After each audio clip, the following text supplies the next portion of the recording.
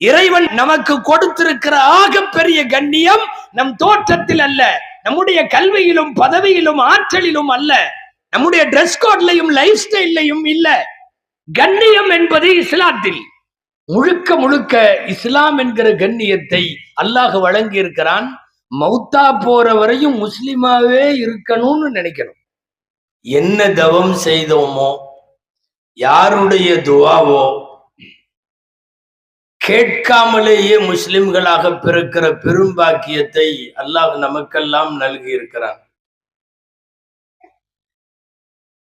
யாரோ முன்னோர்களுடைய துவா, என் சந்ததி எல்லாம் முஸ்லிமாக இருக்க வேண்டும், என்னுடைய வம்சம் எல்லாம் இஸ்லாமிய வழியில் வர வேண்டும் என்று எந்த பெரியவர்கள் கேட்டு வைத்தார்களோ, நாமெல்லாம் கேட்காமலேயே முஸ்லிம்கள்.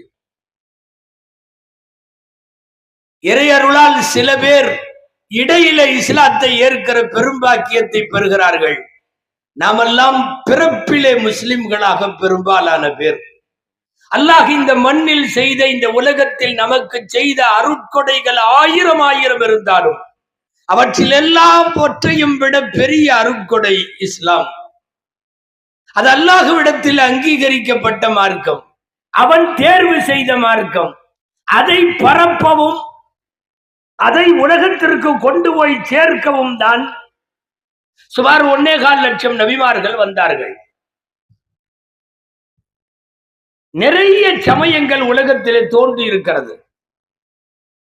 நாம் யாரையும் குறைபடுத்தி பேசவில்லை, பேச முன்வரவும் இல்லை. ஆனால் இஸ்லாத்தின் நிறைவை சொல்ல வேண்டும். காலப்போக்கிலே நிறைய பேர் தங்களின் கொள்கைகளில் மாற்றம் கண்டார்கள், கோட்பாடுகளை கொஞ்சம் திருத்திக் கொண்டார்கள். கால இடைவெளிகளில் அவர்களுக்கே கூட அந்த கொள்கை பிடிக்காமல் போனது. தோன்றிய காலம் தொட்டு இன்றைக்கு வரையிலும் ஒரே பாட்டையில், ஒரே பாதையில், ஒரே கொள்கை கோட்பாட்டில் இன்றைக்கு வரையும் இருக்கிறது இஸ்லாம் மட்டும்தான். இந்த தலைப்பு அதுதான், மாறும் உலகில் மாறாத இஸ்லாம்.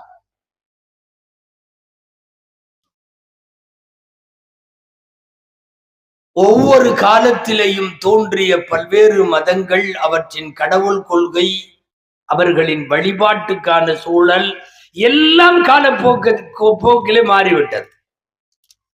மனிதர்களால் உருவாக்கப்பட்டதெல்லாம் மாறி போய்விட்டது. இஸ்லாம் என்பது மனிதர்கள் உருவாக்கவில்லை. இஸ்லாம் என்பதை கண்டுபிடித்தவன் மனிதன் இல்லை. நபிமார்கள் அல்லாஹ் சொல்லிக் கொடுத்ததை சொல்ல வந்தவர்களே தவிர அவர்கள் இஸ்லாத்தை உருவாக்கியவர்கள் அல்ல. உங்களுடைய இஸ்லாமை தோற்றுவித்தது யார் என்று கேட்டால் நீங்கள் முஹம்மது ஸல்லல்லாஹு அலைஹி வஸல்லம் சொல்ல முடியாது, ஆதம் அலைஹிஸ்ஸலாம் என்று சொல்ல முடியாது. இஸ்லாமை தோற்றுவித்தது யார்? ரப்புல் ஆலமீன். எனவே இஸ்லாமை கண்டுபிடித்தவன் அவன். அதை உலகத்திற்கு கொண்டு போய் சேர்ப்பதற்கு வழிவகைகளை ஆராய்ந்தவன் அவன். இன்றைக்கு நடமாடுகிற 4 பேரில் ஒருவர் முஸ்லிம். இறை அருளால் 200 கோடியை நெருங்கி கொண்டிருக்கிறார்கள் உலகம் முழுக்க முஸ்லிம்கள். 200 கோடி நினைத்தாலே சிலிர்க்கிறது. இந்த உலகத்தில் மிகப்பெரிய எண்ணிக்கையில இருக்கிற கத்தோலிக்க கிறிஸ்தவர்களை விட இஸ்லாம் சில ஆண்டுகளுக்கு முன்னாலே வளர்ச்சி பாதையை தாண்டி விட்டது என்கிற செய்தியை பார்க்கிறோம். மிகப்பெரிய அவர்களின் திருச்சபையாக கருதப்படுகிற வாடிகன் திருச்சபையில இருந்து வெளியிடப்படக்கூடிய ஃபைனல் இயர் புக்னு ஒண்ணு இருக்கு.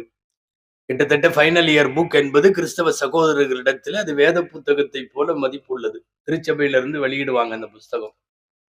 அதிலே எழுதியிருக்கிறார்கள் செய்தி, உலகத்தில் இதுவரை முதன்மையாக இருந்த கத்தோலிக்க கிறிஸ்தவர்களை விட இந்த ஆண்டினுடைய கணக்கெடுப்பு பிரகாரம் இஸ்லாமியர்கள் அதை தாண்டி விட்டார்கள். அவர்கள் எதற்கு எழுதினார்களோ, என்ன நோக்கமோ, நாம் அதற்குள்ளெல்லாம் போக வரவில்லை. உலகத்தின் ஆக உயரம் தொடுகிற சிகரத்தை நோக்கி பயணிக்கிற, தோன்றிய காலத்திலிருந்து இதுவரை வளர்ச்சியை மாத்திரம் பார்த்திருக்கிற மார்க்கம் இஸ்லாம். அதாவது ஒரு வருஷம் கொஞ்சம் இறங்கணும், அடுத்த வருஷம் கொஞ்சம் ஏறணும், அப்படித்தானே எல்லாமே இருக்கும். ஏற்ற தாழ்வுன்னு சொல்லுவோம்ல, ஏற்ற இறக்கம்னு சொல்லுவோம்ல. கொஞ்சம் டவுன் ஆகணும், அப்புறம் அப்புல மேல கூடணும். ஆனால் ஹீராமலை குகையில 40வது வயதில் நபிகளார் கலிமா தௌஹீதை ஏந்தி கொண்டு இறங்கிய நாளிலே இருந்து நீங்களும் நானும் வீற்றிருக்கிற 1446 ஹிஜ்ரியினுடைய பொழுது புலர்ந்திருக்கிற இந்த நேரம் வரைக்கும் ஒரு வருஷம் கூட இறங்கியதாக வரலாறு இல்லை, ஏறிக்கொண்டே இருக்கிற வரலாறு தான். நான் துவக்கத்தில் சொன்னது போல் இதற்கெல்லாம் காரணம் இது மனிதன் கண்டுபிடித்த மார்க்கம் அல்ல. இது போய்கொண்டே இருக்கும், வளர்ச்சியை நோக்கி வேகமாகிக் கொண்டே இருக்கும். ஒரு கட்டத்தில் முழுமையான உலகத்திற்கு இஸ்லாம் என்கிற இலக்கை தொட்டதற்கு பிறகு உலகம் நிறைவு பெறும். இதுவெல்லாம் நபிகள் ஸல்லல்லாஹு அலைஹி வஸல்லம் சொல்லி தந்தவை. சுருக்கமாய் இன்னல்லாஹ் அஸ்தஃபா லகுமுத்தீன், அல்லாஹ் உங்களுக்கு ஒரு மார்க்கத்தை அவன் தேர்வு செய்தான். குர்ஆன்ல இருக்கு. தேர்வு செய்வது நீங்கள் அல்ல, இஸ்தஃபா லகுமுத்தீன், உங்களுக்கு ஒரு மார்க்கத்தை அவன் தேர்வு செய்தான். ஃபலா தமூதுன்ன இல்லா வஅன்தும் முஸ்லிமூன், குர்ஆனின் பல இடங்களிலும் வருகிறது. மௌத்தாகிறதா இருந்தாலும் முஸ்லிமா மட்டும்தான் மௌத்தாகணும். அல்லாஹ் ஆமீனாக்குவானாக. ஃபலா தமூதுன்ன இல்லா வஅன்தும் முஸ்லிமூன். பெருதற்கரிய ஒரு பேரு பாக்கியம் இஸ்லாம் என்கிற பாக்கியம். இந்த உலகத்தில் சிறந்த மார்க்கம், சிறந்த வேதம், சிறந்த தூதராக நபிகள் ஸல்லல்லாஹு அலைஹி வஸல்லம், சிறந்த வாழ்வியல் கோட்பாடுகளாக இஸ்லாமிய வாழ்வியல், எல்லாவற்றிலும் சிறந்து நிற்கிற ஒரு மார்க்கத்தினுடைய அங்கத்தினர்கள் நாம் என்று சொல்லிக் கொள்ளுவதிலே பெருமைப்பட வேண்டும். கைருல் ஹதி ஹதியு முஹம்மதின் ஸல்லல்லாஹு அலைஹி வஸல்லம். நமக்கெல்லாம் ஆலிம்களுக்கெல்லாம் பாடமாக சொல்லித் தருவார்கள். இந்த உலகத்தின் ஆகச் சிறந்த வேதம் திருக்குர்ஆன், ஆகச் சிறந்த வாழ்வியல் நடைமுறை எம்பெருமானார் ஸல்லல்லாஹு அலைஹி வஸல்லம் அவர்களுடைய வாழ்வியல். கைருல் ஹதி ஹதியு முஹம்மதின் ஸல்லல்லாஹு அலைஹி வஸல்லம். இது காலத்துக்கு தோதுவா மாறாது, ஆட்களுக்கு தோதுவா மாறாது, அரசுக்கு தோதுவா மாறாது, ஒண்ணும் மாறாது.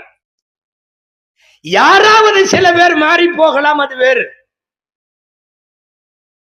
ஏன் சில அரசுகள் கூட சட்டங்களிலே கை வைத்து மாற்ற முயற்சிக்கலாம், அது வேறு. நாங்க மாற மாட்டோம். எதுக்கு இந்த தலைப்பெல்லாம் கொடுக்குறாங்க தெரியுமா? மாறாம புடிவாதமா இருங்கன்னு சொல்றதுக்கு தான். சில நேரம் எங்கிருந்தாவது சலுகைகள் வரலாம். சும்மா ஒரு சாம்பிளுக்காக சொல்றேன். மார்க்கத்தினுடைய சட்டம் தக்க ஆண் துணை இல்லாமல் ஒரு பெண் ஹஜ்ஜி செய்வதற்கு போக வேண்டியதில்லை, கடமையே ஆகாது. தாய்மார்கள் கவனிச்சுக்கணும். இப்போ எல்லாம் அரசாங்கமே சொல்லுது தனியா பொம்பளைய போலான்னு சொல்லுது, அதனால நாங்கெல்லாம் போறோம் அப்படின்னு சொல்லி கிளம்புறவங்களுக்காக சொல்றேன். 1 கோடி ரூபாய் கையில வச்சிருந்தாலும் சரி, தக்க ஆண் துணை, தகப்பனார், கணவர், சகோதரர்கள், இது போன்ற துணை இல்லைன்னா ஹஜ்ஜு கடமையே ஆகாது.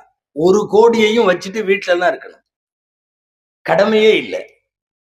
யாராவது நாங்கள் சட்டத்தை, இஸ்லாமிய சட்டத்திலே நாங்கள் இப்படி செய்கிறோம் அப்படி செய்கிறோம்னு சொல்லி பெண்களை தனியாக நீங்கள் ஹஜ்ஜுக்கு செல்லுங்கள், தனியாக நீங்கள் உம்ராவுக்கு செல்லுங்கள் என்று ஒரு வாசலை திறந்து விட்டால் வருத்தமா இருக்கு. எப்ப யாரு சட்டத்தை மாத்துவான்ட்டு அதை ரெடியா ஏத்துக்கிறதுக்கு நம்மளுக்கு நிறைய பேர். உன்னால நம்ப முடியுதா? 231 பேர் லாஸ்ட் இயர் துணை இல்லாம போனவங்க. மேல சொல்லிட்டாரு, அதனால நாங்க கிளம்புறோம் அப்படின்னு சொல்லிட்டு கிளம்பி போனவங்க. இஸ்லாமிய சட்டங்கள் மாற்றத்திற்கு உட்பட்டவை அல்ல, அது மாறாது. அரசாங்கம் அப்பப்ப ஏதாவது சொல்லலாம், நீங்க இப்படி பண்ணீங்க அப்படி பண்ணீங்கன்னு. நாங்கள் அதை பயன்படுத்த மாட்டோம் என்கிற உறுதி நம்மிடம் இருக்குமானால் தேவையே இல்லையே இந்த சட்டங்களை எல்லாம் ஏற்றுக்கிட்டு போகணும்ட்டு. எத்தனை பேர் இப்ப கிளம்புறாங்க, அவர்களுக்கு ஆசை. மார்க்கத்தில் அதற்கென்று சட்டம் இருக்கிறது அல்லவா? போன வாரம் ஒரு செய்தி, சென்னையில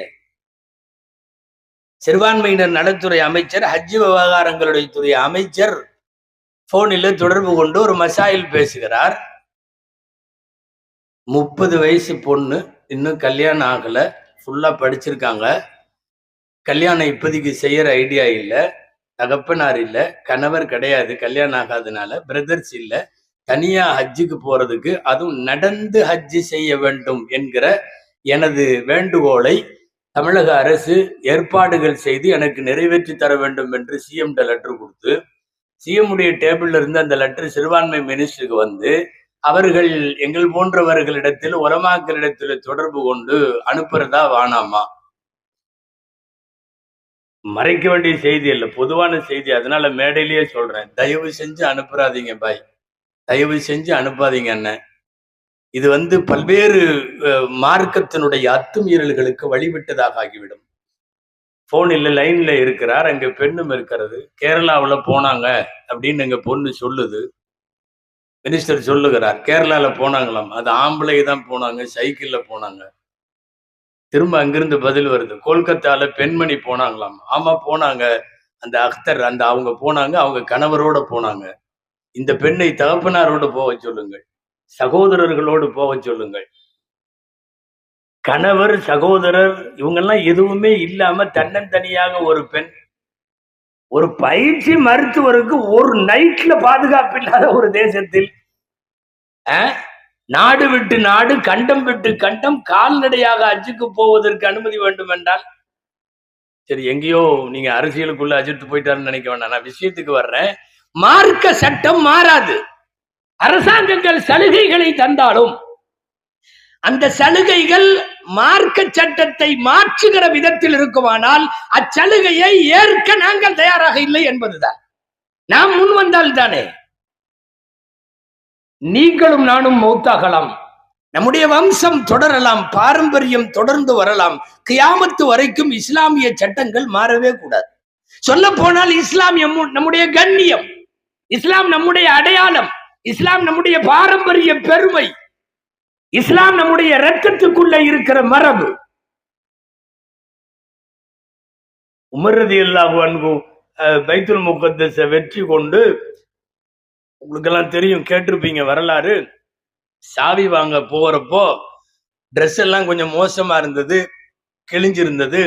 கூட இருக்கிற ஒரு சாலிம் ரலியல்லாஹு அன்ஹு, பக்கத்துல இருந்தவங்க அபு உபைதா ரலியல்லாஹு அன்ஹு, இவங்க எல்லாம் சொன்னாங்க, கொஞ்சம் ட்ரெஸ் எல்லாம் நல்ல ட்ரெஸ்ஸா போட்டு, கொஞ்சம் அங்க இருக்கிற கிறிஸ்தவர்கள், அங்க இருக்கிற ஜெருசலத்துல இருக்கக்கூடிய பெரியவர்கள், அரசு அதிகாரிகள், இவங்களுக்கு முன்னாடி கொஞ்சம் நல்லா ஒரு ஒரு ஒரு கெட்டப்ல, ஒரு கெத்துல அப்படி போலாமல்ல, இந்த கிழிஞ்சு போன கந்தலான ட்ரெஸ்ஸை போட்டு போனா நம்மள ஒரு மாதிரி கொஞ்சம் மட்டமா பார்ப்பாங்கல்ல, நீங்க கொஞ்சம் மாத்திக்கலான்னு சொல்லப்போ அவங்க சொன்ன வார்த்தை, இன்னல்லாஹ தஆலா அஅஸ்ஸனா பில் இஸ்லாம், அல்லாஹ் இஸ்லாம் என்கிற ஒரு கண்ணியத்தை எனக்கு தந்திருக்கிறார்.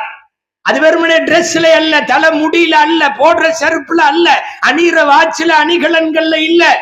இஸ்லாம் என்பது என் உள்ளத்தில இருக்கிற அல்லாஹ் வழங்கி இருக்கிற கண்ணியம். இதை விட்டு போட்டு ட்ரெஸ்ஸை மாத்திக்கோ, இதை மாத்திக்கோ, அதை மாத்தி,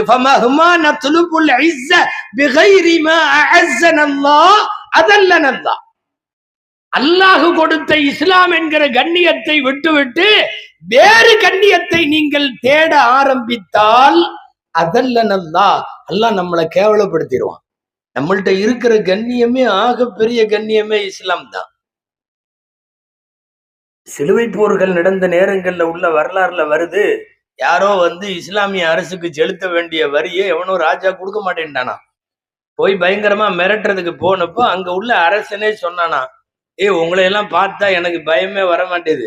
முதல்ல உங்க ஆளுங்க சில பேர் அரபு நாட்டுல இருந்து அந்த கலீஃபாக்கள் காலத்துல அவங்க வருவாங்க, பூரா ட்ரெஸ் பூரா கந்தல் ட்ரெஸ்ஸா இருக்கும் அவங்கள பாக்குறதுக்கு. ஆனா அவங்க உள்ள வரும்போது எங்களுக்கு கொலை நடுங்கும், அப்படி ஒரு பயம் இருந்துச்சு. இன்னைக்கு நீ எவ்வளவு பெரிய ராணுவ சிப்பாய் மாதிரி டிப்டாப்பா வந்தாலும் உங்களை பார்த்தா பயம் வரமாட்டேதுன்னு நான். உண்மை அதுதான். கண்ணியம் என்பது இஸ்லாத்தில் இறைவன் நமக்கு கொடுத்திருக்கிற ஆகப்பெரிய கண்ணியம் நம் தோற்றத்தில் அல்ல, நம்முடைய கல்வியிலும் பதவியிலும் ஆற்றலிலும் அல்ல, நம்முடைய டிரெஸ் கோட்லையும் லைஃப் ஸ்டைல்லையும் இல்ல. முழுக்க முழுக்க இஸ்லாம் என்கிற கண்ணியத்தை அல்லாஹ் வழங்கி இருக்கிறான். மௌத்தா போற வரையும் முஸ்லிமாவே இருக்கணும்னு நினைக்கணும், நாங்கெல்லாம் மாற மாட்டோம்னு நினைக்கணும்.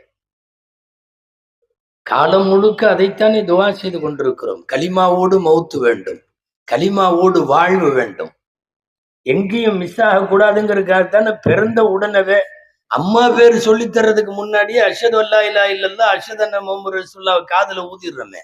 ஒரு குழந்தைக்கு அவங்க அம்மா பேர் என்னங்கிறது அப்புறம் தான் தெரியும். ஒரு குழந்தைக்கு அவங்க அத்தா பேர் என்னன்னு அப்புறம் தான் தெரியும். பிறந்த உடனே தூக்கிட்டு போய் ஃபர்ஸ்ட் காதுல சொல்றது என்ன தெரியுமா? அல்லாஹ் அக்பர்ல தொடங்கி லா இலாஹ இல்லல்லாஹ் வரையும் பாங்க காமத்தை சொல்லி அஷ்ஹது அல்லா இலாஹ இல்லல்லாஹ் வ அஷ்ஹது அன்ன முஹம்மதர் ரசூலுல்லாஹ் மன்னரைக்கு போகிற வரை நீ இந்த கலிமாவை விட்டுறாதேன்னு அதுக்கு அர்த்தம். பாலபருவத்தில முதலிலே அதை சொல்லிக் கொடுக்கிறோம். அன்பிற்குரியவர்களே, எல்லாமே மாறிக்கொண்டிருக்கக்கூடிய உலகத்தில் மாறாதது இஸ்லாம் அப்படின்னு தலைப்பு கொடுத்திருக்கிறதே எதுக்கு தெரியுமா? நம்மள நிறைய பேர் அப்பப்ப மாறுறோங்கிறத சொல்றதுக்காக தான். வெறுமனே இஸ்லாமிய சிறப்புகளை சொல்ல மட்டுமல்ல இந்த தலைப்பு என்று நான் புரிகிறேன். நம்மள நிறைய மாறிடுச்சு. தாய்மார்கள்லாம் நிறைய வந்திருக்காங்க. அவங்களுடைய ட்ரெஸ்ஸுகள்ல மாத்தம், அவங்க பேச்சு மாத்தம், அவங்களுடைய நடவடிக்கை மாத்தம், அவங்களுடைய ஆன்லைன் தொடர்புகள்ல பெரிய வீழ்ச்சி, ஏராளமான மாற்றங்கள். ஷரியத்தை இஸ்லாமியாவுக்கு மாற்றமாக நாம் நடக்க மாட்டோம் என்கிற உறுதி நமக்கு வருகிற போதுதான் அது இந்த மார்க்கத்திற்கு நாம் செய்கிற கடமை. அது கடமை. அது எவன் என்ன சொல்லி கொடுத்தாலும் நாம செய்ய ஆரம்பிச்சிடறோம். யாரு என்ன சொன்னாலும் சரி, இன்னைக்கு இப்படி பண்ணணும், நாங்களும் பண்றோம். இந்த மாசத்துல இதை பண்ணணும், நாங்களும் பண்றோம். இப்படி உடுத்தனா நல்லா இருக்கும்னு எவனோ உடுத்தி ஏதோ ஒரு ட்ரெஸ் ஆரம்பிச்சு வைப்பான். முதல்ல நம்ம வீடுகளுக்குள்ளதான் அது வரும். அப்படி பூந்ததெல்லாம் நிறைய இன்னைக்கு அது சொல்லிக்கிட்டே போகலாம். இன்னைக்கு இருக்கிற நம்முடைய கொண்டாட்டங்கள், நம்முடைய செலிப்ரேஷன்ஸ், வெட்டிங் டே, பர்த்டே, என்ன இளவெல்லாமோ எல்லாமே கொண்டாடிட்டு தான் இருக்கிறோம். இப்ப நம்மெல்லாம் இதெல்லாம் எங்கிருந்தா அது வருதுன்னு நினைக்கிறீங்க? ஒரு ஹதீஸ்ல வருது, இந்த யூத நசராக்கள் என்னவெல்லாம் செய்யறானோ அதையெல்லாம் நீங்களும் செய்றீங்க, அவன் போய் ஒரு உடும்பு பொந்துக்குள்ள பூந்தானா நீங்களும் போய் பூந்துக்குவீங்க அப்படின்னு ரசூலுல்லாஹ் சொல்றாங்க. அவங்க போய் உடும்பு பொந்துக்குள்ள பூந்தா நீங்களும் பூந்துருவீங்க அவங்கன்னு சொன்னாங்க. கலுவமன்ஹும் யா ரசூலல்லாஹ், யார் அவங்கன்னு கேட்டாங்க. அஹுமுல் யஹூது வன் நஸாரா, அவங்க யூத நசராக்களா அப்படின்னு கேட்டாங்க. கேட்டவங்களே ஃபமன்ஹும், ரசூலுல்லாஹ் கேட்டாங்க, பின்ன வேற யாரு? என்னவெல்லாம் மேற்குலகத்தில கண்டுபிடித்து அனுப்புவானோ அதுவெல்லாம் இங்க விட்டது. அவன் கண்டுபிடித்து வெளியில பரப்பி விட்ட குட்டப்பாவாடைகள் இன்னைக்கு இங்க வந்துருச்சா இல்லையா? அவனுடைய கல்ச்சராக இருக்கக்கூடிய ஸ்லீவ்லெஸ் டிரெஸ்ஸுகள் இன்னைக்கு இங்க வந்துருச்சா இல்லையா? அவன் பரப்பி விட்ட ஹேர் கட்டிங் எல்லாம் இன்னைக்கு இங்க வந்துருச்சா இல்லையா? அவனுடைய இடத்துல மாத்திரம் இருந்த பியூட்டி பார்லர்கள்லாம் இன்னைக்கு இங்க தெருவுக்கு தெருவு வந்துருச்சா இல்லையா? யாரோ உருவாக்கியதை இஸ்லாமியர்கள் உள்வாங்க வேண்டிய அவசியம் இல்லையே. இல்ல, நாம இங்க இருக்கிறவங்களை கேட்கிறோம், உங்களுடைய தகப்பனாரோ தாயாரோ வெட்டிங் டே கொண்டாடி பார்த்திருக்கீங்களா? இல்ல. ஏன்னா அவங்களுக்கு எல்லாம் உறுதியா இருந்துச்சு, நான் தான் புருஷன், நீ தான் பொண்டாட்டின்னு. இன்னைக்கு ஏதோ அதுல சந்தேகம் வந்திருக்கிற மாதிரி தெரியுது. பின்ன வேற என்னங்க வெட்டிங் டேன்னா என்ன அர்த்தம்? அந்த அன்னைக்கு மட்டும் ஒரு பிரியாணி போட்டு, இந்த பாரு கன்ஃபார்ம் பண்ணிக்கலாம், நான் புருஷன், நீ பொண்டாட்டி, நம்ம 2 பேரும். இது அப்படி லேஸ் மாசம் ஆரம்பிச்சது. இப்ப அது ஒரு செலிப்ரேஷனே மாதிரி. ஹசரத் மத்தியானம் சாப்பாட்டுக்கு வந்துருங்க. ஏங்க என்ன விஷயம்? எங்க வெட்டிங் டே. இல்ல, இது யாரு உருவாக்குனா? எங்க இருக்கு? நம்ம ஷரியத்துல எங்காவது உண்டா? அப்ப மாறாத இஸ்லாம்னு இப்படி மாறு தட்டிட்டு நிக்கிறோமே, இதுக்கு என்ன அர்த்தம்? அதான் எல்லாம் மாறுத, நீங்க மாத்திக்கிட்டே இருக்கிறீங்களே. உங்களுடைய லைஃப் ஸ்டைல மார்க்கம் சொன்ன அமைப்பில் இல்லாமல் மாற்று பாதையில் நீங்கள் பயணித்தால் மாறுதுன்னு அர்த்தம். மாறாதது என்கிற அழகிய பெயரை கெடுக்கிற வேலை அல்லவா இது? அசல்ல இதெல்லாம் இந்த வெஸ்டர்ன் கண்ட்ரீஸ்ல அவன் அதிகபட்சமா ஒரு மனைவி கூட 4-5 வருஷம் வாழ்ந்தாவே பெருசு. அதுக்கு மேல அவனும் வாழ மாட்டான், அந்த அம்மாவும் இருக்கிறதுக்கு விரும்பாது. 2 பேரும் ஜாலியா காஃபி ஷாப்ல உட்காந்து பேசிக்குவாங்க, வர்ற 1ஆம் தேதியோட முடிச்சுக்கலாமான்னு. என்னமோ வீடு கூடி போலாமா, ஊருக்கு போலாமான்னு பேசிக்கிற மாதிரி. நெக்ஸ்ட் மந்த்ல நம்ம பிரிஞ்சிருவோமா அப்படின்னு பேசுவாங்க. அவனும் சந்தோஷமா சரின்றான், இந்த அம்மாவும் சந்தோஷமா சரின்றோம். அப்போ அவங்க எல்லாம் வாழ போறதே ஒரு 4-5 வருஷம் தான் வைங்களேன், ஒரு மேரிட் லைஃப்ல. அதனால அவங்க ஒரு வெட்டிங் டே செலிப்ரேஷன் வச்சு வெற்றிகரமான 3வது வருஷம் அப்படின்னா அடுத்த வருஷம் முடியுதுன்னு அர்த்தம். அவன் வெட்டிங் டே கொண்டாடலாம், என்ன மொத்தமாவே 4-5 வருஷம் தானே. நீ இங்க திருமணம் 1000 காலத்து பயிர், இங்க 60ஆம் கல்யாணம் கொண்டாடிட்டு இருக்கிறோம் நம்ம எல்லாம். இந்த நாட்டுல நிறைய பேர் இந்த மண்ணுடைய மரபுல அது இருக்கிறது. 60ஆம் கல்யாணம் எல்லாம் இருக்கு. இங்க காலம் பூரா ஒரு கணவன் மனைவியாக கபருக்கு போற வரை வாழ்றோம். இங்க நமக்கு எதுக்கு வெட்டிங் டே? அதுக்கு இப்ப சாப்பாடு, அதுக்கு எது? நீங்க போன வெட்டிங் டேக்கு எனக்கு ஒண்ணுமே வாங்கி தரல, அது என்னமோ பெரிய விசாரணை மாதிரி வருது. இப்போ அதுக்கு ஏதாவது எடுக்கிறது வைக்கிறது, இது இப்படியே போகுது. யார் உருவாக்கிய கலாச்சாரம்? இத கூட கொஞ்சம் பேசலாம் போல் இருக்கு. ஏன்னா இன்னும் பாதி பேத்துட்டு தான் வந்திருக்கு, பாதி பேத்துட்டு வரல. வெட்டிங் டே எல்லாம், பர்த்டே எல்லாம் வந்துருச்சு, பயங்கரமா வந்துருச்சு. எல்லா குடும்பத்திலையும் ஃபர்து வாஜிப் ரேஞ்சில் இருக்கு. அவன் துபாயில இருந்து பெறப்பட்டு வர்றான். என்னன்னா, பேத்திக்கு பர்த்டே வருது வர்ற 20ஆம் தேதி, அதுக்காக வேண்டி நாங்க ஃபேமிலியோட வர்றோங்கிறான். எங்கிருந்தோ வர்றான். அவன் எங்கேயா இருந்தாலும் அங்கேயே ஒரு நோன்பு வச்சு ஒரு 10 மாசம் அவருக்கு சாப்பாடு கொடுத்து எல்லாம் அந்த குழந்தைக்கு ஆயுஷ போட்டு கொடுன்னு துவா செய்யறத விட்டுட்டு இங்க பர்த்டேன்னு வர்றான். அதுக்கு ஒரு கேக் கொண்டாடி, அதுக்கு மெழுகுவர்த்தி பத்த வச்சு அன்னைக்கு ஒரு செலிப்ரேஷன் பண்ணி ஃபேமிலியே எல்லாரும் இந்த பொருளாதாரத்துல பெரிய நோபல் பரிசு வாங்கின மேதை ஒருத்தர் இருக்காருல்ல, அமர்த்தியா சென் பேர் அவருக்கு. அந்த அமர்த்தியா சென்ட்ட இந்திய பொருளாதாரத்தினுடைய வீழ்ச்சி குறித்து பேட்டி கண்டப்ப அவர் சொன்னது, இந்தியால இருக்கிற இந்த பண்டிகை கொண்டாட்டம் செலிப்ரேஷன்லாம் ஒழிஞ்சா 5 இந்தியாவுக்கு தேவையான நிதி அவங்கள்ட்டயே இருக்குதுன்னு. 5 இந்தியாவுக்கு தேவையான காசு பண்ண நம்மள்ட்டயே இருக்குதான். எல்லாம் எதுல நாசமாகுது தெரியுமா? கொண்டாட்டங்களில் செலவாகிறது. சொல்றது நோபல் பரிசு பெற்ற பெரிய பொருளாதார மேதை. இல்ல, இந்த கல்ச்சர் எங்கிருந்து வந்தது? இதுவெல்லாம் இஸ்லாத்துல எங்காவது அப்படி ஒரு கேக்கு வெட்டுற மாதிரி எல்லாம் இருக்கா? இப்போ எல்லாம் தாத்தாவெல்லாம் கேக்கு வெட்டுது. கபருக்கு போற நிலைமையில அல்லாஹு அக்பர். ரெண்டாவது, இத உருவாக்கினவன் ரொம்ப திட்டுறேன்னு நினைச்சுக்காதீங்க, கண்டிப்பா முட்டா பையில தான் இருக்கணும். ஒரு கேக்கு வச்சு 10 மெழுகுவர்த்தி எல்லாம் பத்த வச்சு எல்லா மெழுகுவர்த்தியும் ஃபர்ஸ்ட் எரிய விட்டுருவான். எரிய விட்டுட்டு இப்பதான் கேக்கு வெட்டுவாங்க. அது சுத்தி அந்த ஹாப்பி பர்த்டே அந்த ஊதுவான், ஒரு ஊது, எல்லா மெழுகுவர்த்தியும் அணைஞ்சு போயிடும். அணைஞ்சதுக்கு அப்புறம் தான் வெட்டுவான். கொஞ்சமாவது மண்டையில யோசிக்கணும். எரியாத விளக்கை எரிய வச்சுட்டு கேக்கு வெட்டினா பரவாயில்ல. இவன் என்ன பண்றான் தெரியுமா? எரியிற விளக்கு பூரா அணைச்சிருவான். அணைச்சு முடிச்சுட்டு ஹாப்பி பர்த்டே. அது வெஸ்டர்ன் கல்ச்சருக்கு அது பொருந்தும். காரணம் என்ன தெரியுமா? அதுக்கு என்ன அர்த்தம் தெரியுமா? 10 பேர் வாழ்க்கையில விளக்க அணைச்சாவது நீ மேல வந்துரு. நீ என்ன பண்ணு? நீ மேல வந்துரு. 10 பேர் ஒளிஞ்சாலும் பரவாயில்ல. அது அங்க இருக்கிறவன் அமெரிக்காவுக்கு பொருந்தும். ஒரு ஈராக்க ஊதி அணைச்சு, ஒரு ஆப்கான ஊதி அணைச்சு, ஒரு இந்த நாடுகளை எல்லாம் ஊதி அணைச்சு, எல்லாத்தையும் அணைச்சு நீ மேல வந்துருன்ற அர்த்தம். அந்த கல்ச்சருக்கும் இங்க இருக்கிற கல்ச்சருக்கும் என்ன சம்பந்தம்? எதுக்கு இந்த டே? இப்போ எல்லாம் ஜும்மால கூட அஜர்த்து வேர்டை எல்லாம் கொண்டாடாதீங்கன்னு அஜர்த்து கூட பேச முடியாது. பேசினா சாயந்தரமே முத்தவள்ளி கூப்பிட்டு விடுறாரு, நீங்க பயான் பேச வேண்டியது தானே, நீங்க ஏன் இதை பயானுன்னா என்னன்னே முதல்ல தெரிய மாட்டேங்குது.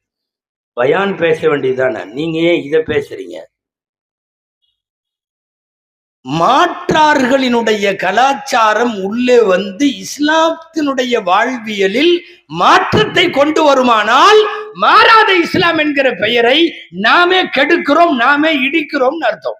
இந்த மாதிரி உள்ள நம்மளை பார்த்து தான் குர்ஆனுடைய ஒரு வார்த்தை இப்படி சொல்லுகிறது, உத்குலு ஃபிஸ்ஸில்மி காஃபா, தயவு செய்து மரியாதையா முழுசா உள்ளவா. அப்படி ஒரு கால், இப்படி ஒரு கால். தொழுதுட்டு வெளியே வரும்போது தொப்பியை மடிச்சு கழட்டி ஜோப்புல வச்சாருன்னா அவர் வேற ஆளா மாறிடுறார், வேற ஆளு.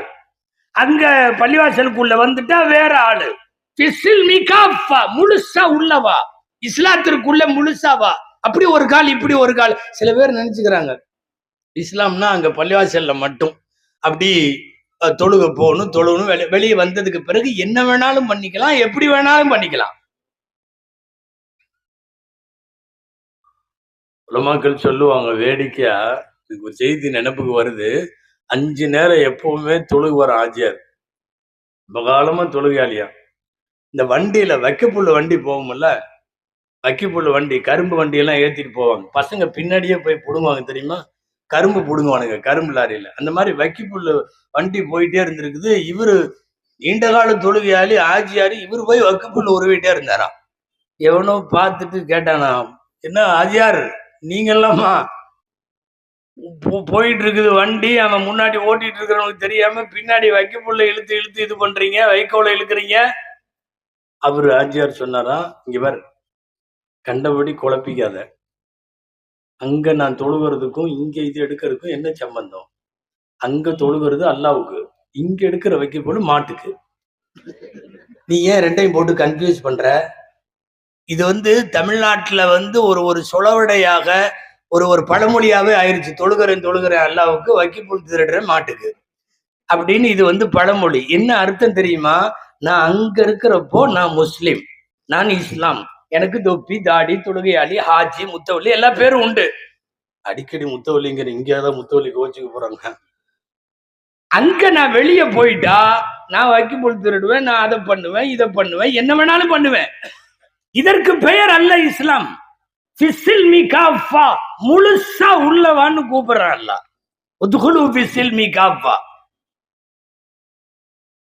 அப்படியும் இப்படியுமாக இருப்பதல்ல. உலகத்தில் ஏற்படுகிற எந்த மாற்றமும், அது கலாச்சாரத்தில், நாகரிகத்தில், பொதுவா ஆன்மீக விஷயங்களில் எதிலா இருந்தாலும் உங்களுடைய மார்க்கம் சொல்லுகிற கோட்பாடுகளை மீறுவதாகவோ மாற்றுவதாகவோ இருக்குமையானால் நாமளே இந்த மார்க்கத்திற்கு இதை வேட்டு வைக்க காரணமாகும்.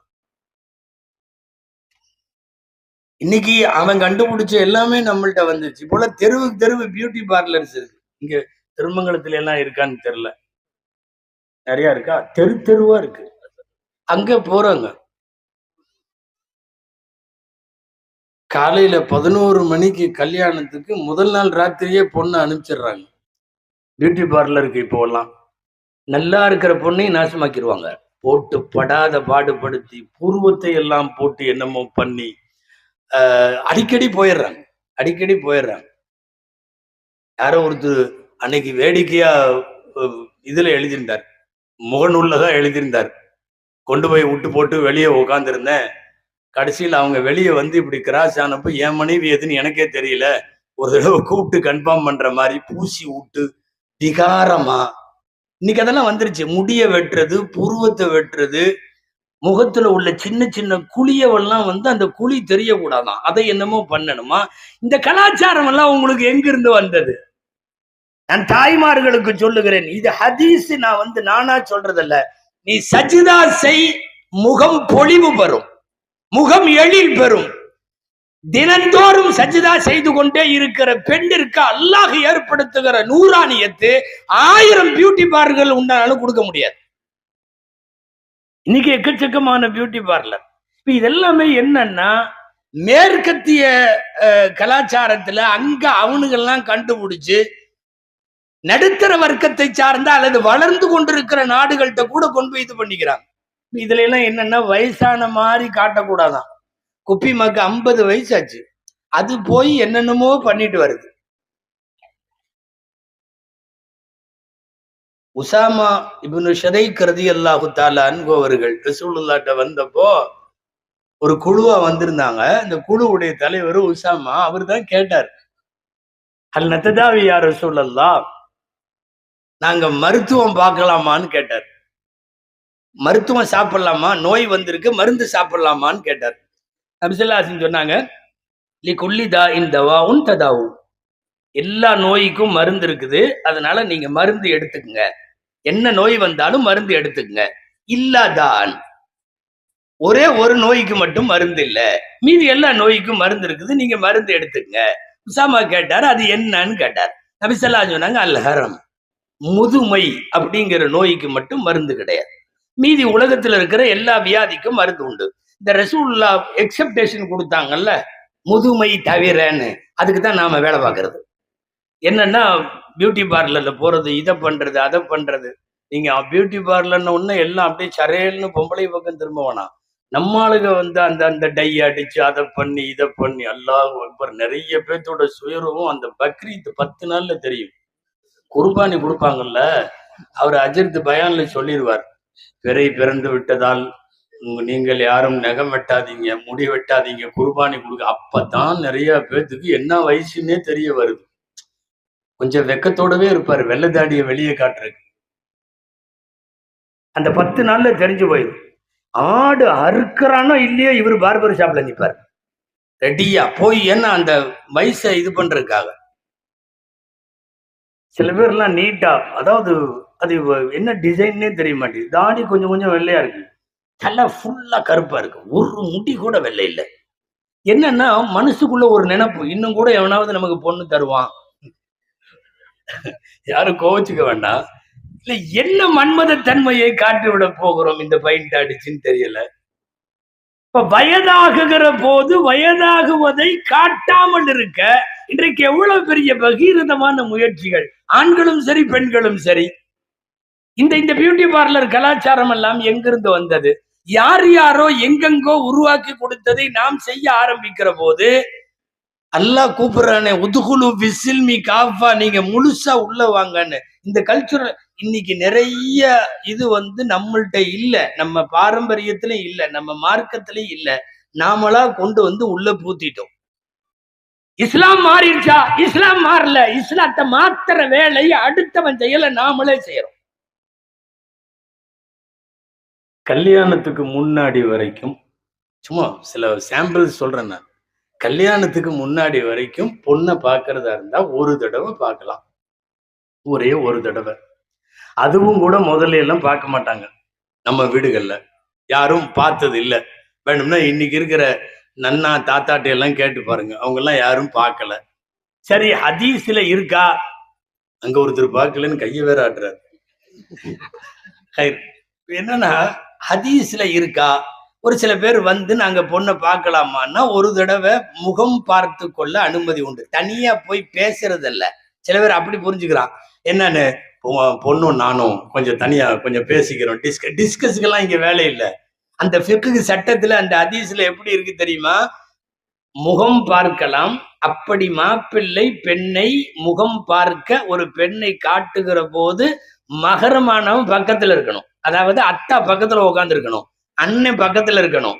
யாராவது அந்த மகரமான சொந்தங்கள் அருகில் இருக்க பெண்ணினுடைய முகத்தை பார்த்து கொள்ள அனுமதி உண்டு என்று சொல்லி இருக்கிற அழகான இஸ்லாமிய சட்டம். இன்னைக்கு உள்ள நிலைமை என்ன தெரியுமா? கல்யாணத்துக்கு முன்னாடியே 2 பேரும் ஷாப்பிங் போறாங்க. உண்டா இல்லையா? ஷாப்பிங் போறாங்க. பத்திரிக்கையே 2 பேரும் ஒன்னா போய் தான் செலக்ட் பண்ணுதுங்க. அதான் நிச்சயம் பண்ணியாச்சு, அந்த பிள்ளைக்கு அந்த பையன் ஆயிப்போச்சு, அந்த பையனுக்கு அந்த புள்ளன்னு ஆயிப்போச்சு, இனி என்னன்னு சொல்லி நாங்க 2 ஊடும் சேர்ந்து அனுப்பிச்சு விடுறோம். 2 ஊடும் சேர்ந்து 2 பேரும் போயிட்டு வாங்கன்னு சொல்லி ஷாப்பிங் அனுப்புகிற இந்த கல்ச்சர் இந்த மண்ணில் இருந்துச்சா? இந்த மார்க்கத்துல இருந்துச்சா? இங்க இல்லையே. நம்ம வீடுகள்லயே 10-20 வருஷத்துக்கு 10-15 வருஷத்துக்கு முன்னாடி வரைக்கும் கூட இல்லையே. இன்றைக்கு இருக்கிற தலைமுறையினர் இஸ்லாமிய சட்டங்களை அதனுடைய தனித்துவத்தை பாதுகாக்காமல் கலந்து விட்ட மாதிரி அதனுடைய பெயரை கெடுக்கிற வேலைகளிலே இறங்குவதுதான் இந்த மாதிரி எல்லாம் முன்னாடியே ஷாப்பிங் கிளம்புறது. நான் இனி கல்யாணத்துக்குள்ள நடக்கிறதுக்கெல்லாம் உள்ள பூந்தனா ஃபஜ்ர் வரையும் பேசணும். ஆமா, இதெல்லாம் எங்க உள்ள கலாச்சாரம்? மார்க்கத்தை மாற்றுகிற அளவுக்கோ அல்லது மார்க்கம் கொச்சைப்படுகிற கேவலப்படுகிற அளவுக்கோ இஸ்லாமிய சட்டங்களை நாமளா மாற்றக்கூடாது. நிறைய இன்னைக்கு மாறிடுச்சு. கல்யாண மண்டபத்துல அல்லாஹு அக்பர். உங்க ஊர் கல்யாணம் எல்லாம், இது சின்ன ஊரா இருக்கிறதுனால நல்லா நடக்கும்னு நினைக்கிறேன். நான் பெருநகரங்களிலே நடக்கிற கல்யாணத்தை சொல்றேன். சென்னை போன்ற இடங்கள்ல அன்னைக்கு ஒரு கல்யாணத்துல பொண்ணை பல்லாக்களை வச்சு தூக்கிட்டு வர்றான். எங்க பல்லாக்களை வச்சுங்க 4 பேர் மாப்பிள்ளை மேடையில இருக்காரு, 4 பேர் தூக்கிட்டு வர்றான். சந்தாக்குல வர்ற மாதிரியே இருக்கு.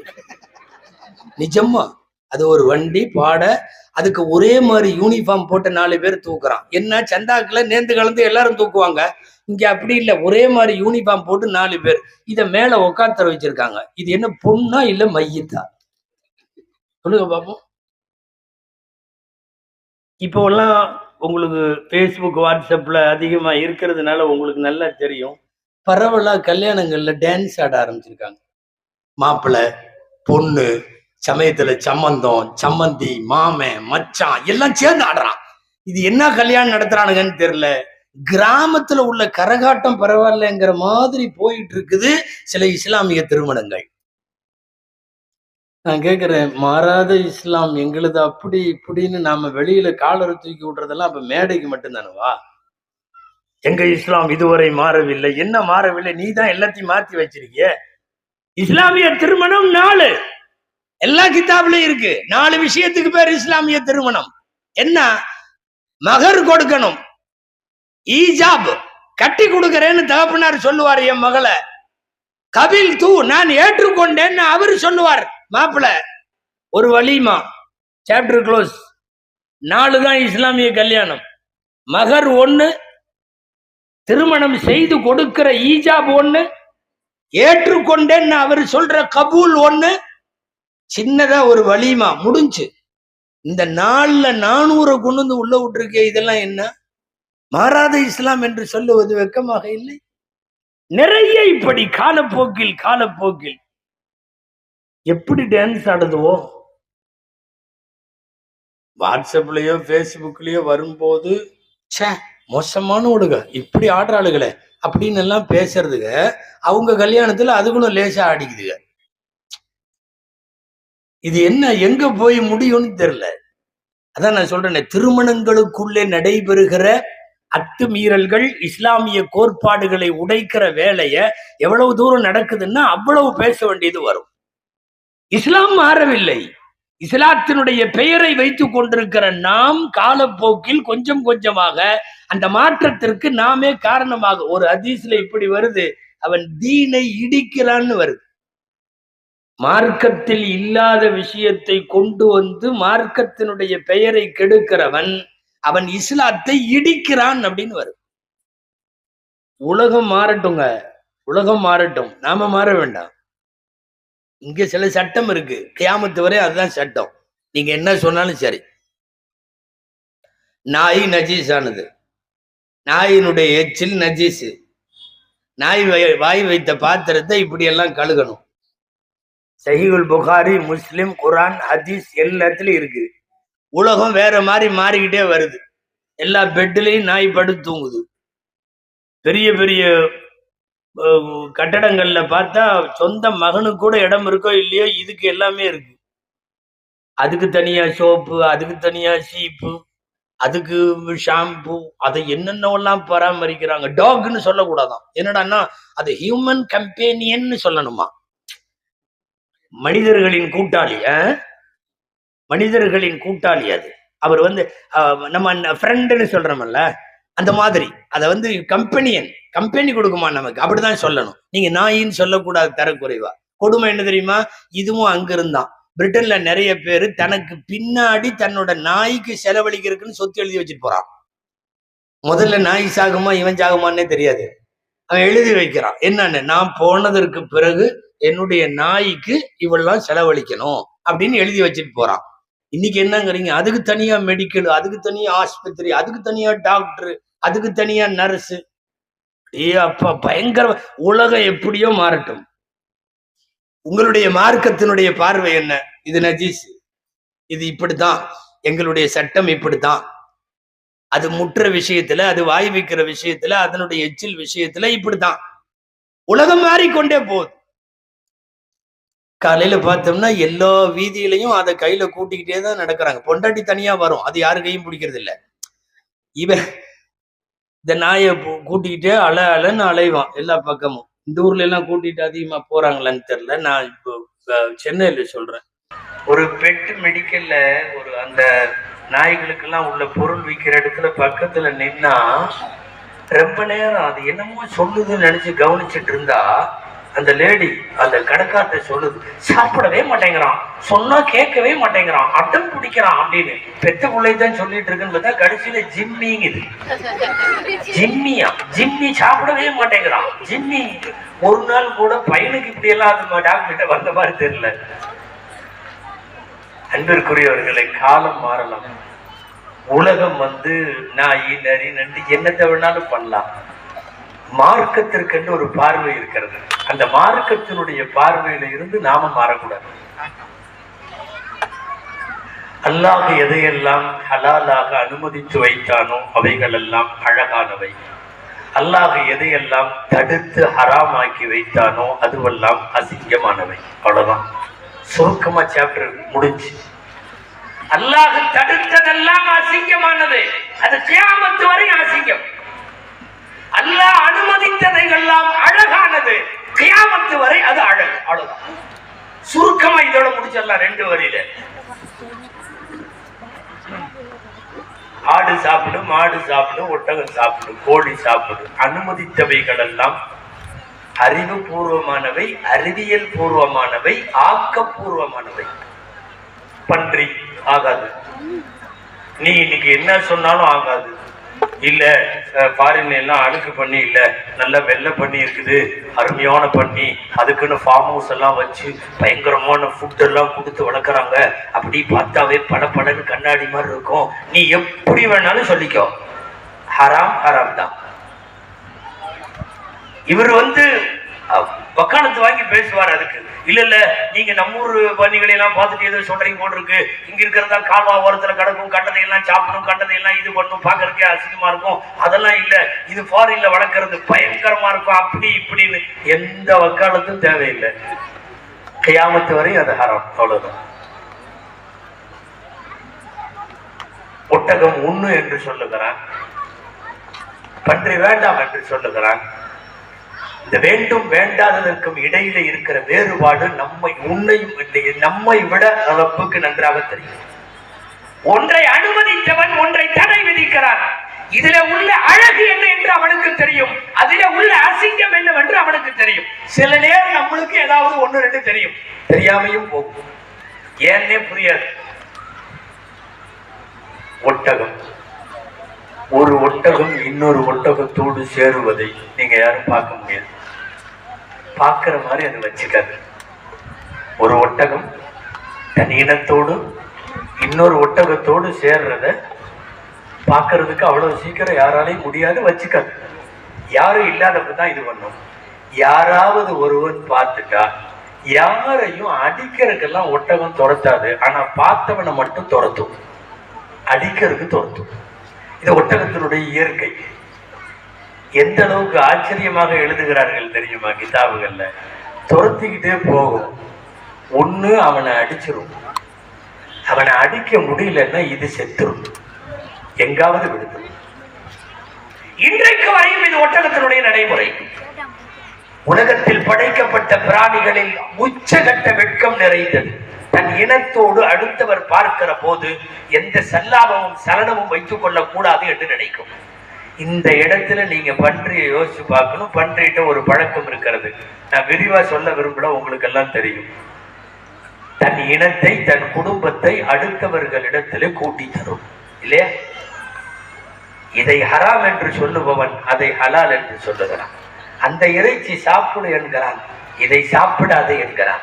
ஒன்றில இருக்கிற அழகு என்ன அல்லாஹ்வுக்கு தெரியும், இதுல இருக்கிற அசிங்கம் என்ன அல்லாஹ்வுக்கு தெரியும். அதனால நான் பேசிட்டு இருக்கிறது என்னன்னா, இஸ்லாம் அழகாக இருக்கிறது, அதன் கொள்கை கோட்பாடு அழகாக இருக்கிறது. தயவு செய்து எவனோ இதையெல்லாம் செய்கன்னு சொல்லி கொடுக்கிற பேர்ல நாம சில அசிங்கங்களை உண்டாக்கி மார்க்கத்தினுடைய மாண்பை கெடுத்து விட வேண்டாம் என்று சொல்லுகிறேன். அவ்வளவுதான். ஊரும் உலகமும் எப்படி வேணாலும் போயிட்டு இருக்கும். நம்மளால முடிஞ்ச வரைக்கும் நாம் வாழுகிற ஸல்லல்லாஹு அலைஹி வஸல்லம் சொன்னதை நாங்கள் பின்பற்றி வாழுவோம். அவ்வளவுதான். நாங்க பாட்டுல எங்க உட்கார்ந்தாலும் சாப்பிட்டு முடிச்சுட்டு விரலை சூப்பி சாப்பிடுவோம். நம்ம ஆளுகளே சில பேர் அசிங்கமா நினைக்கிறாங்க, இங்க உட்கார்ந்துக்கிட்டு விரலை சூப்பிக்கிட்டு அப்படிங்கிறான். விரலை சூப்பி அதனுடைய உமிழ்நீரின் மூலம் தேவைப்படுகிற ஜீரண சக்தி கிடைக்கும் என்பது இன்றைக்கு அறிவியல், அன்றைக்கு ரசூலுல்லாஹ்வின் ஆன்மீகம். உனக்கு பிடிக்கலன்னா போயிரு, நீ சாப்பிட்ட தட்டே வேற யாரோ சாப்பிட்ட மாதிரி இருக்கும். அங்க பாதிய வச்சுக்கிட்டு கை காலில் பூரா அப்பிக்கிட்டு அலம்பிக்கிட்டு எது நாகரிகம்னே தெரியலையே. ரசூலுல்லாஹ் சொன்ன எல்லாவற்றையும் செய்வதற்கு பெயர், குர்ஆன் சொன்ன எல்லாவற்றையும் வெறும் ஒழுகி நடப்பதற்கு பெயர் இஸ்லாம். நாம அதையெல்லாம் மாற்றிக்கிறது அல்ல. ரசூலுல்லாஹ்வை பின்பற்றுபவர்கள் அவங்க இப்படிதான் இருப்பாங்க. நீங்க என்ன சொன்னாலும் மாற மாட்டாங்க. உலகமே கிளீன் ஷேவுக்கு மாறினாலும் பெருமான் ஸல்லல்லாஹு அலைஹி வஸல்லம் தாடி வைப்பாங்க, நாங்க வைப்போம், அவ்வளவுதான். நீ போயிட்டே இரு, நீ பிடிச்சா வை, பிடிக்கலன்னு விட்டுரு, அவ்வளவுதான். உலகம் தோதுவாக நான் என்னையும் மாற்றிக் கொள்ளுவேன் என்பதற்கு பெயர் அல்ல. மார்க்கத்திலே உள்ளதற்கு தோதுவாக நான் என்னை வளைத்துக் கொள்ளுவேன் என்று சொன்னால் அதுதான் இஸ்லாம். எந்த காலத்திலேயும் அந்த இஸ்லாத்தை பொறுத்தவரை அது தன்னுடைய கொள்கைகள்ல மாறாது. அரசு அவ்வப்போ நிறைய இது மாத்திக்க, அதை மாத்திக்க, அதை மாத்திக்கன்னு எல்லாம் நிறைய சொன்ன, நாம மாற மாட்டோம், தெளிவாக இருப்போம். ஏன்னா மனிதர்கள் உருவாக்குகிற உங்களின் சட்டம் எல்லாம் உங்க வீட்டுல ஏதாவது நடந்தா, உங்க தெருவுல ஏதாவது நடந்தா, உங்க மகல்லால ஏதாவது நடந்தா, ஐயோ அப்பான்னு பதறிட்டு நீ புதுசா சட்டம் கொண்டு வருவ. பாதிக்கப்படுகிற போது நீ சட்டம் கொண்டு வர்ற. நாங்க எந்த பாதிப்பும் வர்றதுக்கு முன்னாடியே அல்லாவா சொன்ன சட்டங்களுக்கு பேர் தான் இஸ்லாமிய சட்டங்கள். டெல்லியில ஓடும் பேருந்துல ஒரு நிர்பயான ஒரு பெண்மணி கூட்டு கற்பழிப்புக்கு பலாத்காரத்திற்கு அவள் ஆளாக்கப்பட்ட போது பார்லிமெண்ட்ல பேசினதுல சுமார் 300 பேர் சொன்னது என்ன தெரியுமா? அவனுங்களை எல்லாம் மரண தண்டனை கொடுக்கணும். இதை நாங்க 1400 வருஷமா சொல்லிட்டு இருக்கோம். நீ இன்னைக்கு உன் தெருவுல தலைநகர்ல டெல்லியில நடந்த ஒண்ணு கத்துற, ஒரு நிர்பயாக்கு நடந்தப்ப கத்துற, ஒரு சிறுமி ஆசிஃபா கருவறையில வைத்து கூட்டு பலாத்காரத்திற்கு உட்பட்ட போது கத்துறீங்க. குஜராத்ல ஒரு பில்கிஸ் பானு ஒரு கர்ப்பஸ்திரியை சூறையாடி, குழந்தையும் சூறையாடி, அவளை நாசப்படுத்தி கூட்டு பலாத்காரம் செய்த போது கத்துறீங்க. இன்றைக்கு ஒரு மேற்கு வங்கத்தினுடைய பயிற்சி மருத்துவர் சுமார் 10 பேர்களால் பகிஷ்கரிக்கப்பட்டு பலாத்காரம் செய்யப்பட்டிருக்கிற போது நாடு கத்துகிறது. எல்லா நேரங்களிலும் நம் வீட்டில், நம் தெருவில், நம் மஹல்லாவில், நம் நாட்டில் நடக்கிற போது மாத்திரம் குரல் கொடுப்பது மனித சமுதாயம். ரப்புல் ஆலமீன் அவன் உலகத்தை தோற்றுவித்து இஸ்லாமை அருளுகிற போதே இந்த சட்டத்தை எல்லாம் கொடுத்து விட்டார். ஒரு தடவை திருடிட்டா இப்படி போட்டு அவன் கையை வெட்டணுமா அப்படின்னு அந்த ஓரத்தில் நின்று 2 பேரும் பேசிட்டு இருப்பான். நான் ஒண்ணு இல்ல, ஒரு சாம்பிளுக்கு சொல்றேன். ஒருத்தர் 30 வருஷமா மகளை கட்டி கொடுக்கறதுக்காக சம்பாரிச்சு கொஞ்சம் கொஞ்சமா காசு சேர்த்து வச்சு அவர் வீட்டுல பிள்ளைய கட்டி கொடுக்கறதுக்கு ஒரு 20-25 பவுன் வச்சிருக்காரு. அதை தவிர 10 பைசா கூட அவர்கிட்ட இல்லை. அந்த நகையை ஒரு நைட்ல ஒருத்தர் திருடிட்டு போயிடுறான்ல, அந்த வீட்டுக்குள்ள உள்ள அந்த தகப்பன்ட்டையும் அந்த கல்யாணம் பண்ணிக்க போற பொண்ணுட்டையும் இந்த எடுத்துட்டு போனவனை என்ன செய்யறதுன்னு கேளுங்க. அவங்க என்ன சொல்றாங்கன்னு பார்க்கலாம். கண்டிப்பா வெட்டணும் வரவு, கையவனா இல்ல, ஆணைய வெட்டணும் வர. பாதிக்கப்பட்டவனின் வீட்டிலே இருந்து ஒரு சட்டம் சொல்ல வேண்டும். தெருவில் நிற்கிறவன் சட்டம் சொல்லக்கூடாது. இஸ்லாமுடைய சட்டங்கள் எல்லாம் யார் பாதிக்கப்பட்டார்களோ அவன் வீட்டில இருந்து சொல்லணும், அவன் மனசுல இருந்து பேசணும். அவன் வெறும் ஒரு கையை வெட்டுறதுக்கெல்லாம் சம்மதிக்க மாட்டான். இப்படிப்பட்ட தகப்பன் 30 வருஷமா அவன் சேர்த்து வச்சது. இனி ஒண்ணு அந்த புள்ள தற்கொலைக்கு போகணும், இல்ல அந்த குடும்பமே தற்கொலை செய்யணும், இல்ல நெருக்கடியாகி வெளியே நிற்கணும், அல்லது சமூக விரோதத்துக்கு போகணும். ஒரு குடும்பத்தையே நாசமாக்கின ஒரு திருட்டுக்கு தண்டனையை அவங்கள்ட்ட கேளுங்க, என்ன தண்டனை. இது தலைப்புக்குள்ள போனால் விரிந்து கொண்டே போய்விடும். அன்பிற்குரியவர்களே, இஸ்லாம் மாறல. இஸ்லாமிய சட்டங்கள் அழகானது, அற்புதமாக அல்லாஹ் நமக்கு அமைத்து தந்திருக்கிறான். உண்ணுவதில், உறங்குவதில், உடுத்துவதில், பேசுவதில், பழகுவதில், தோழமைகளில், முஸ்லிம்களோடு, மற்றவர்களோடு, எல்லாரிடத்திலும் இணக்கத்தோடு, அத்தனை விஷயத்திலும், ஆன்மீகம் தொடங்கி அறிவியல் வரைக்கும், விஞ்ஞானம் தொடங்கி விஞ்ஞானம் வரைக்கும், எல்லாவற்றிலும் அழகு வழியை காட்டியிருக்கிற இஸ்லாமை தயவு செய்து இஸ்லாத்தை ஃபாலோ பண்ணாம வேற எதையோ பின்பற்றி இஸ்லாத்தை அசிங்கப்படுத்தாதீர்கள். மாறும் உலகில் மாறாத இஸ்லாம் என்றால் அது இஸ்லாமியர்களிடம் முதலில் மாறாமல் இருக்க வேண்டும். ரப்பு அதை கியாமத்து வரை கொண்டு செல்லுவது அவன் பொறுப்பு, அவன் பார்த்து கொள்ளுவான். எல்லாம் வல்ல அல்லாஹ்விடத்தில் துஆ செய்வோம்.